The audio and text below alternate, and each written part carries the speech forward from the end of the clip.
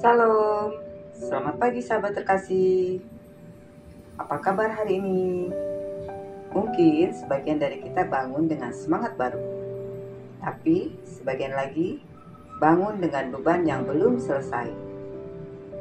Ada masalah yang belum terselesaikan dan ada doa yang mungkin belum dijawab.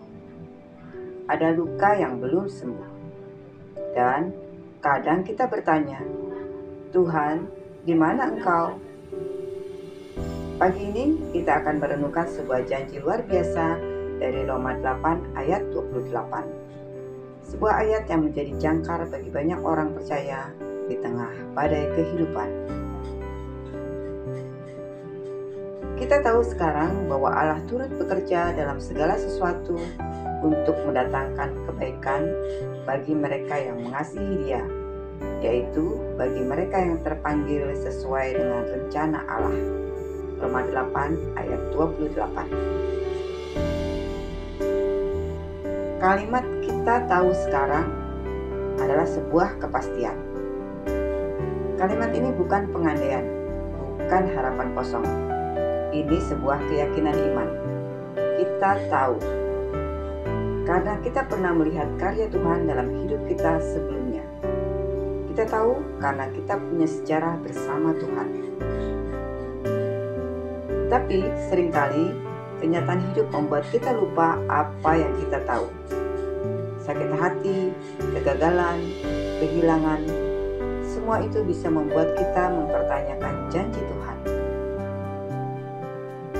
Tapi Roma 8 ayat 28 datang seperti pelita di tengah malam, menyatakan Tuhan tidak pernah berhenti bekerja. Allah turut bekerja dalam segala sesuatu. Inilah bagian yang luar biasa. Tuhan turut bekerja dalam segala sesuatu. Bukan hanya dalam hal baik, tapi juga dalam kegagalan, kehancuran, penyakit, kehilangan. Bahkan dalam hal-hal yang tidak masuk akal, Tuhan turut bekerja. Kata turut bekerja dalam bahasa aslinya berarti aktif berkolaborasi. Artinya, Tuhan tidak pasif. Dia ikut turun tangan merancang, mengatur, bahkan memulihkan. Ada contoh di Alkitab, yaitu Yusuf. Yusuf dijual saudara-saudaranya. Itu jahat. Tapi Tuhan turut bekerja dan justru memakai itu untuk menyelamatkan banyak jiwa. Ruth kehilangan suami, hidup sebagai janda asing. Tapi Tuhan menyusun kisah pemulihan dan menjadikannya nenek moyang Tuhan Yesus. Tuhan bisa memakai pecahan kehidupanmu untuk membuat sesuatu yang mulia. Tuhan bisa memakai pecahan kehidupanmu untuk membuat sesuatu yang mulia, untuk mendatangkan kebaikan. Kebaikan di sini bukan selalu berarti nyaman, tapi membentuk kita menjadi serupa Kristus. Seringkali kebaikan Tuhan datang dalam bentuk proses yang menyakitkan, penantian panjang, perubahan karakter. Seperti tanah liat dibentuk oleh tangan penjuna. Kadang ditekan, diputar, dilubangi, tapi hasil akhirnya indah dan berguna. Sahabat terkasih, jangan menyerah dalam proses. Mungkin kita tidak melihat hasilnya sekarang, tapi percayalah, Tuhan sedang menanam sesuatu yang baik bagi mereka yang mengasihi Dia. Janji ini tidak otomatis berlaku untuk semua orang.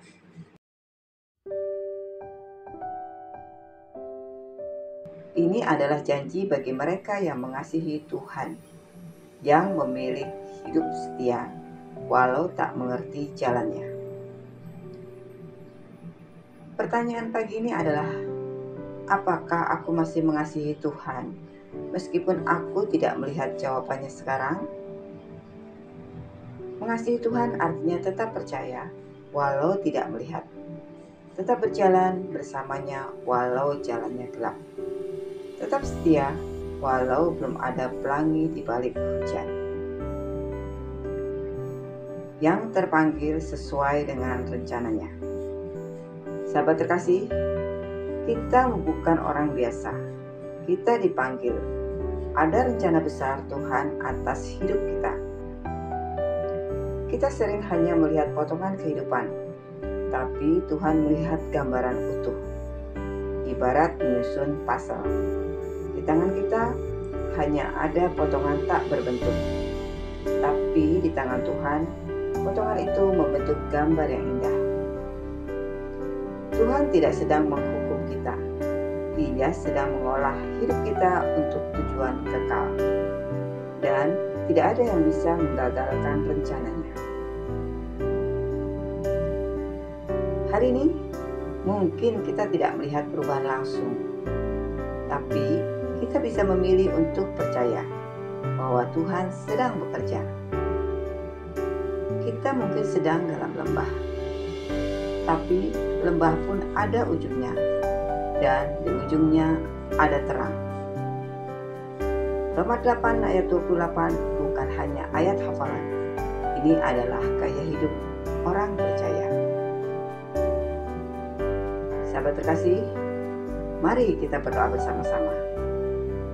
Bapa yang baik, terima kasih karena Engkau turut bekerja dalam segala sesuatu. Bahkan dalam hal yang kami tidak mengerti, Engkau tetap setia. Hari ini kami percaya bahwa hidup kami tidak sia-sia.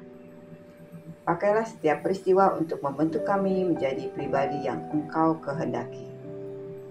Kuatkan iman kami dan ajari kami untuk mengasihi-Mu lebih lagi. Dalam nama Tuhan Yesus Kristus, kami berdoa dan mengucap syukur. Amin. Sahabat terkasih, jika renungan pagi ini memberkati hatimu, jangan lupa untuk klik like, komen, subscribe, dan share ke orang-orang terdekatmu. Sampai jumpa untuk renungan berikutnya. Selamat beraktivitas. Tuhan Yesus memberkati.